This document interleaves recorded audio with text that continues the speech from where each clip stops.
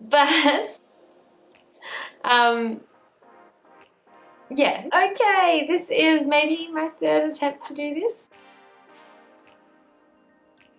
I'm going to tell you about my eating disorder that I had when I was growing up. Going straight into it, I want to sort of talk to you about how an eating disorder doesn't have to be anorexia or bulimia.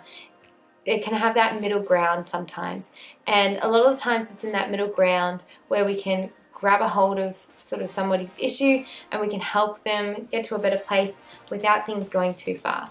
So when I was really little, I had people comment a lot about my weight. A lot of them saying I'm too skinny, that I need to eat more, that I had chicken legs or chicken arms, or some sort of comment about how slim I was. And I was a kid, that's just kind of the way that kids are.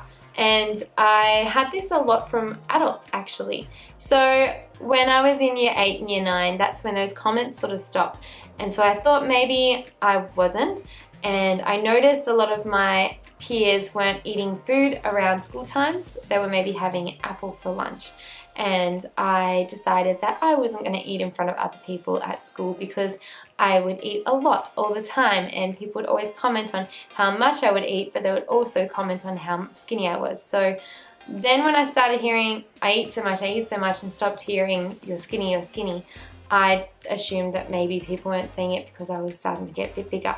And things in my body were changing anyway, so I was probably feeling a little bit bigger, especially when it came to that time of the month.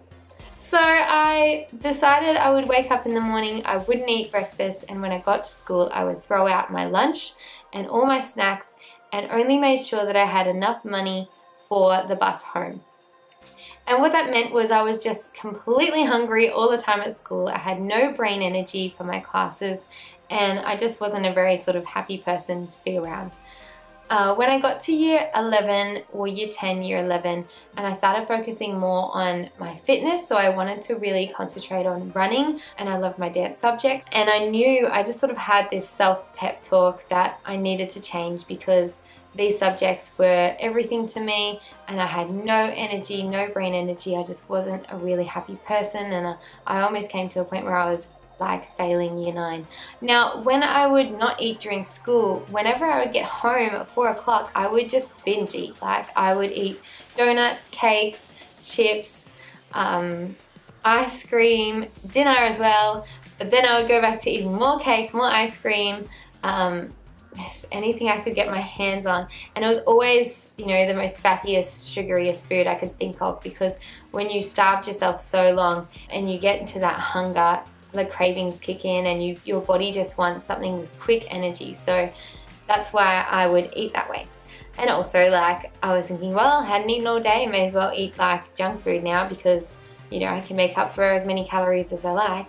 But what I didn't know is I was slowing my metabolism down and actually putting on more weight. I was teaching myself to store fat. Year 11, I really wanted to focus on dance, so I started eating again after giving myself that pep talk. And it was the best thing that I ever sort of did. When I got to university, I had no idea how to cook, so my main meals, and it was like freedom of whatever you could have, so I just ate junk food all the time, and I decided that I would trick the system and eat as much and whatever I liked, and then exercise my butt off. I would train sometimes 2.5 hours a day, and I would eat like biscuits and garlic bread, 2-minute noodles, hot chips, like regular chips, like whatever I could, like family box of chocolates, scoops of Nutella. Like, I just would eat the worst diet, but then exercise my butt off and think that that was balance and that I was enjoying life. What I want to talk to you about is those eating disorders. So as you can see, mine wasn't anorexia and it wasn't bulimia. It was this weird spot in the middle, and that is totally like a normal thing for an eating disorder. A lot of the times you won't be, it's not black and white, you will be in the middle. An eating disorder is not having a great relationship with food. And I didn't have that great relationship with food. I feared food, and food had control of me, not me control of food. And that is the area where you're not at one extreme or the next. So that is the time you can reach out for other people for help, or That's a time for you to ask questions, and it's not rude to be kind and just ask somebody, hey, like, are you okay? You know, they may not want to talk about it at all, but it's still a good idea to maybe still keep an eye on them, maybe give a red flag to somebody close to them.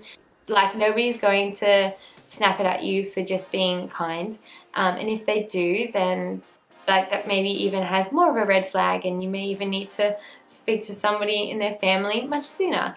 But yeah, basically just wanted to talk to you about that because I've been there and I want to know if any of you guys can relate to that.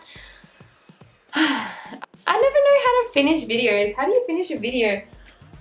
If you like this video, let me know by commenting below, subscribing to my channel.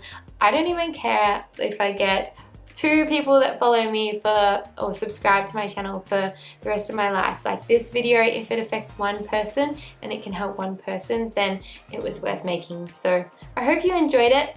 Let me know what you would like. If you have a different question that you'd like me to answer, I would love to make it. So I'm trying to make this a little bit more of a regular thing. Maybe once a fortnight, I think. Okay, you can go now. Should I get my dogs? Toby! Bentley! Yeah. Yeah. Hey, you gonna say goodbye? No? Toby doesn't want to say goodbye. Bye guys.